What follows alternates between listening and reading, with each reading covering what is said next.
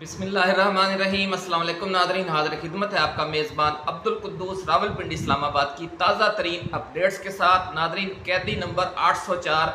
इमरान खान ने अडयाला जेल से स्टूडेंट्स के नाम क्या हंगामी पैगाम भिजवाया है, ये बहुत बड़ी खबर आज हम आपके लिए लेकर आए हैं। लेकिन इससे पहले एक और बड़ी खबर आपके लिए बहुत एक्सक्लूसिव कि चीन ने उड़ने वाली रेलगाड़ी का कामयाब तजर्बा कर लिया है और इस हवाले से जो दुनिया भर में रिसर्च जारी है, इसमें वो अमेरिका से भी आगे निकल गया है। इस जादुई ट्रेन की रफ्तार कितनी होगी और ये किन इलाकों में सबसे पहले चलेगी और फिर ये उड़ेगी कैसे, ये सारी एक्सक्लूसिव रिपोर्ट आज हम आपके साथ शेयर करेंगे। लेकिन पहले हम अपने रवायती सियासी मौज़ूआत की तरफ आते हैं। इमरान खान की बतौर वज़ीर आज़म पाकिस्तान वापसी का मामला फाइनल हो जाने के बाद ये जब खबर अब टॉप लेवल पर लीक हुई है तो इक़्तिदार के ऐवानों में भगदड़ मच गई है और हुकूमत में आला तरीन ओहदों पर बैठी हुई ताकतवर इंतज़ामी शख्सियात ने पिछले 2 हफ्तों के दौरान अपनी फैमिलीज़ को हंगामी तौर पर बैरून मुल्क भिजवाना शुरू कर दिया है और आने वाले दिनों में इस हवाले से क्या सूरत हाल पैदा होने वाली है, पहले इस पर बात करेंगे और आपको ये भी बताएंगे कि कौन कौन से ताकतवर लोगों ने अपने बीवी बच्चों को बाहर भिजवाना शुरू कर दिया है और आने वाले चंद माह के दौरान कौन कौन से ख़ानदान मुल्क से फ़रार होने की तैयारियां कर रहे हैं।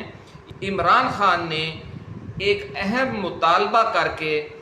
ये जो तैयारियां हो रही हैं बैरून मुल्क जाने की, इस हवाले से एक अहम पैगाम देकर इन लोगों को एक सिग्नल दिया कि इनके खुफिया मंसूबों की अडयाला जेल में बैठे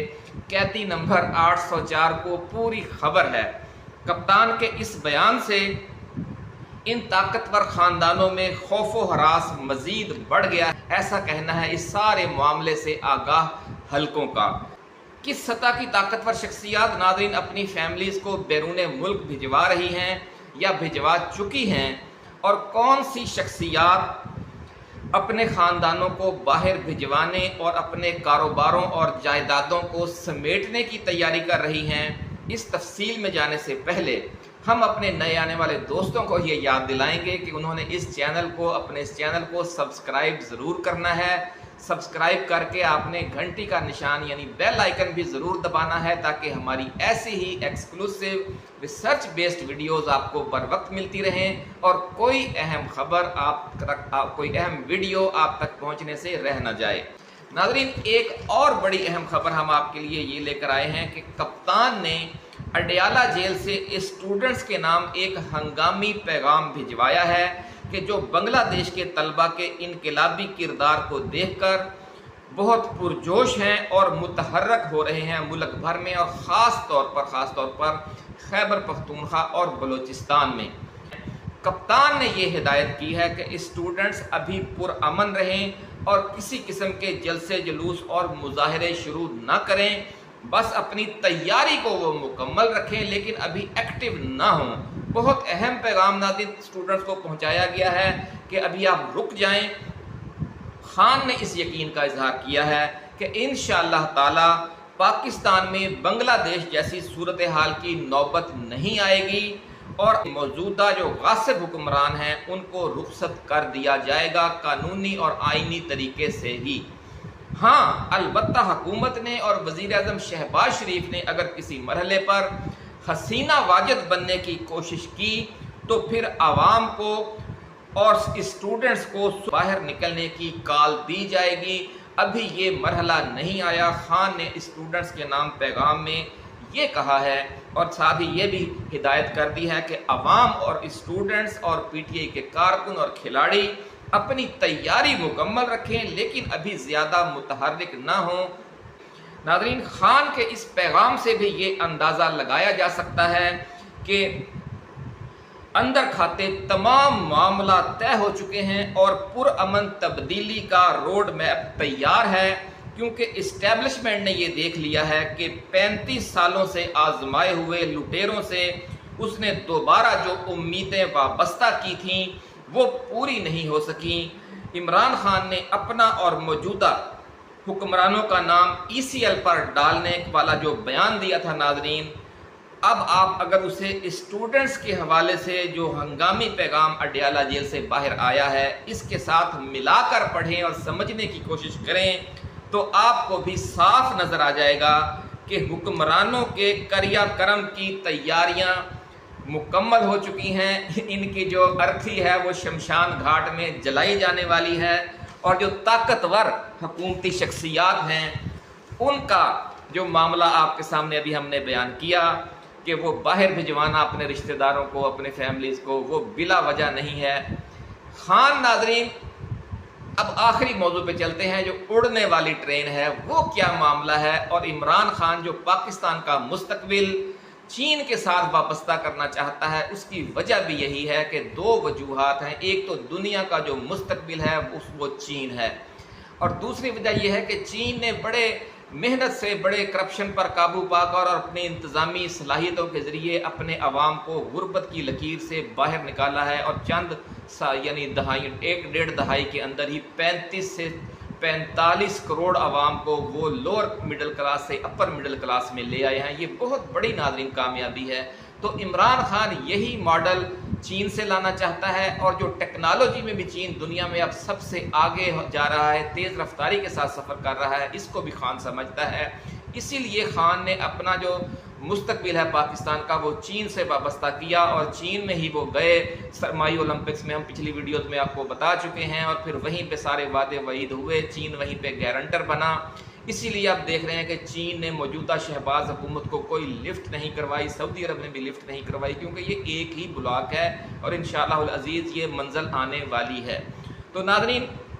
जो पाकिस्तान की इस्टेब्लिशमेंट का एक हिस्सा अभी तक चीन के साथ दोस्ती को तेज़ी के साथ आगे बढ़ाने में अभी तक गोमगो का शिकार है और अमेरिका की झोली में ही बैठा रहना चाहता है, वो एक तरह से कुफराने नेमत का मुर्तकिब हो रहा है कि अल्लाह ताला ने पाकिस्तान को एक इतना अच्छा दोस्त दिया है, इतना अच्छा हमसाया दिया है, उसके स्ट्रेटजिक मफादात पाकिस्तान के साथ वाबस्ता हैं, पाकिस्तान के उसके साथ वाबस्ता हैं, इतना अच्छा आपके पास मौका है, वहाँ पर ख्वाहिश भी है, तो आप क्यों उनके पास नहीं जा रहे? सिर्फ इसलिए कि आपके जो पिछले 35-40 साल से हुक्मरान हैं ये लोग चूँकि अमेरिका की झोली में बैठे रहे हैं, इन्होंने जो लूट मार करके पैसा बनाया है वो अमेरिका, बरतानिया और मगरब में पड़ा है, इसलिए ये अमेरिका, बरतानिया और मगरब की झोली से बाहर निकलना अफोर्ड ही नहीं कर सकते। तो अब इसका यही रास्ता है कि इनसे भी जान छुड़ा ली जाए, और ये जो एक तरफा खारजा पॉलिसी है उससे भी जान छुड़ा ली जाए, और एक आज़ादाना खारजा पॉलिसी बनाकर चीन के साथ सऊदी अरब, ईरान, रूस, जो बाकी दुनिया के ममालिक हैं उनके साथ भी ताल्लुकात को आगे बढ़ाया जाए, क्योंकि अब दुनिया का मुस्तकबिल हर हवाले से इन्हीं मुल्कों के साथ वाबस्ता है। तो जो उड़ने वाली ट्रेन की इस दौड़ में चीन जो है वो अमेरिका से आगे निकल गया है। अब उसकी बात करते हैं। जदीद टेक्नोलॉजी की दौड़ में नाज़रीन चीन किस तेज़ी से तरक्की कर रहा है, उसका जो ताज़ा तरीन मुज़ाहरा है वो दुनिया की पहली फ्लाइंग ट्रेन या उड़ने वाली रेलगाड़ी का कामयाब तजर्बा है। 1000 किलोमीटर फी घंटा की जिसकी रफ्तार होगी, और जिसे अगले मराहल में फिर 1500 किलोमीटर तक भी बढ़ाया जा सकेगा। इस हवाले से जो ताज़ा तरीन रिपोर्ट्स चीन के अखबारात में और आलमी अखबारात में और अमरीकी अखबारात में शाया हुई हैं, हम वहाँ से ये खबर आपके लिए लेकर आए हैं नाज़रीन। और एक वक्त ऐसा आएगा कि ये जो हवाई जहाज़ हैं और ये जो उड़ने वाली ट्रेन है, इन दोनों की स्पीड यकसा हो जाएगी। मुसाफिर गाड़ियाँ और माल गाड़ियाँ सब उड़कर अपनी मंजिल पर पहुँचेंगी। ये कैसे होगा? इतनी बड़ी ट्रेन कैसे उड़ेगी? ये बहुत बड़ी एक साइंस है। बहुत अल्लाह ताला ने इंसान को दिमाग दिया है, और उस दिमाग के ज़रिए अशरफुल मखलूक़ात मालिक कायनात ने आपको ऐसे नहीं कहा था नाज़रीन। इसीलिए कहा गया था कि अगर इल्म हासिल करो चाहे तुम्हें चीन जाना पड़े। देखे 1400 साल 1500 साल पहले भी महबूब खुदा देख रहे थे कि एक वक्त आएगा कि चीन जो है इल्म में दुनिया की क़यादत करेगा, और पाक मुसलमानों को फिर चीन जाना चाहिए, इल्म हासिल करना चाहिए। और पाकिस्तान जो हमसाया है, जो मुमलकत खरासान थी उस ज़माने में, और अल्लाह के रसूल ने फरमाया कि मुझे खरासान से ठंडी हवा आ रही है, खरासान से मुजाहिदीन आएंगे जो बैतुल मुक़द्दस को आज़ाद करवाएंगे, जो मुसलमानों को फ़तह दिलवाएंगे। तो वो मनाज़र आप देख रहे हैं کہ کس طریقے سے بات اسی طرف جا رہی ہے، ظلم و ستم کی انتہا ہے عالم اسلام میں۔ جو قیامت برپا کی گئی پچھلے 15 20 25 30 سالوں کے دوران وہ آپ کے سامنے ہے۔ اس وقت جو غزہ میں ہو رہا ہے، اور ہم اور آپ اور سارا عالم اسلام اس وقت مجرم ہے، عالم انسانیت کا بھی اور عالم اسلام کا بھی اور اللہ کے رسول کا بھی۔ ہمیں تسلیم کرنا چاہیے کہ ہم نے انتہا کر دی ہے بزدلی اور بے غیرتی کی، اور اس لیے ہم اپنے اپنے گھروں میں بیٹھے ہیں اور وہاں پر خون کی ہولی کھیلی جا رہی ہے اور معصوم بچوں کو ذبح کیا جا رہا ہے، خواتین کو ذبح کیا جا رہا ہے۔ تو اللہ تعالیٰ سے دعا ہے ناظرین کہ یہ جو منزل ہے، یہ نیا اسٹریٹجک بلاک ہے، اور عمران خان کی جو سوچ ہے اس طرف معاملات تیزی سے آگے بڑھیں اور ہماری اسٹیبلشمنٹ بھی اب یکسو ہو جائے۔ اس حوالے سے بہت سی اطلاعات یہی ہیں، جس طرح کہ ابھی ہم نے اس ویڈیو میں ذکر کیا کہ معاملات فائنل ہو چکے ہیں اور بات اسی طرف جا رہی ہے۔ بات ناظرین اب ہم آپ سے کر رہے تھے کہ یہ ریلوے ٹرین اڑے گی کیسے۔ تو یہ سمجھ لیں کہ ریلوے لین جو ہے، اب یہ جو ریلوے ٹرین ہوگی یہ ریلوے لائن پر نہیں چلے گی، بلکہ ایک مقناطیسی ٹیوب یا ایک سرنگ تعمیر کی جائے گی ریلوے لائن کی بجائے، جس میں ہوا کا انتہائی کم دباؤ پیدا کر کے ہوا کی جو رگڑ ہے وہ نہ ہونے کے برابر کر دی جائے گی۔ اس ٹرین کے پہیے بھی نہیں ہوں گے، اور یہ مقناطیسی ٹیوب کے اندر تھوڑا سا یعنی چند فٹ اونچا معلق ہو کر سفر کرے گی، یعنی یہ اڑے گی، یہ اس کا کوئی پہیہ نہیں ہوگا۔ اور کشش ثقل بھی اس جو مقناطیسی فیلڈ اس ٹیوب کے اندر یا جو سرنگ کے اندر بجلی کے ذریعے پیدا کیا جائے گا، تو اس کی وجہ سے کشش ثقل بھی کم ہو جائے گی۔ تو تین چیزیں ہی ناظرین ایسی ہوتی ہیں جو آپ کی سپیڈ کو روکتی ہیں، ایک آپ کے پہیوں کی رگڑ ہے، ایک ہوا کی جو رگڑ ہے جو آپ کی مخالفت میں جب آپ آگے بڑھتے ہیں تو ہوا آپ کو ٹکراتی ہے، اور تیسری چیز کشش ثقل ہے جو آپ کو نیچے کو کھینچتی ہے اور آپ کی سپیڈ بڑھنے نہیں دیتی۔ تو ان تینوں چیزوں کو اس ٹیوب میں کنٹرول کر کے پھر گاڑی کو چلایا جائے گا ویکیوم سسٹم کے ذریعے، اور مقناطیسی جو فیلڈ اندر بنایا جائے گا اس کے ذریعے۔ تو سب سے پہلے ناظرین یہ جو ٹرین تیار چلے گی، یہ جو دنیا کے بڑے بڑے شہر ہیں ان کے درمیان چلے گی، مثلاً شنگھائی اور بیجنگ کے درمیان چلے گی، نیو یارک اور واشنگٹن کے درمیان چلے گی، نئی دہلی اور بمبئی کے درمیان چلے گی، اور کراچی اور لاہور کے، اس طرح جو ہر ملک کے جو بڑے بڑے شہر ہیں ان کے درمیان چلے گی، تاکہ ٹرین کے لیے آپ کو پتہ یہ جہاز تو ہے نہیں کہ 150 مسافر ہوں اور جہاز 300 مسافر ہوں تو جہاز چل پڑے، ٹرین میں تو ہزاروں مسافر سفر کیا کریں گے، اور اس نے پہنچ بھی سپیڈ سے جانا ہے 1000 کلومیٹر، پھر آخر میں 1500 یا 1500 کلومیٹر کی اس کی سپیڈ ہوگی جو جہاز کی سپیڈ ہوگی۔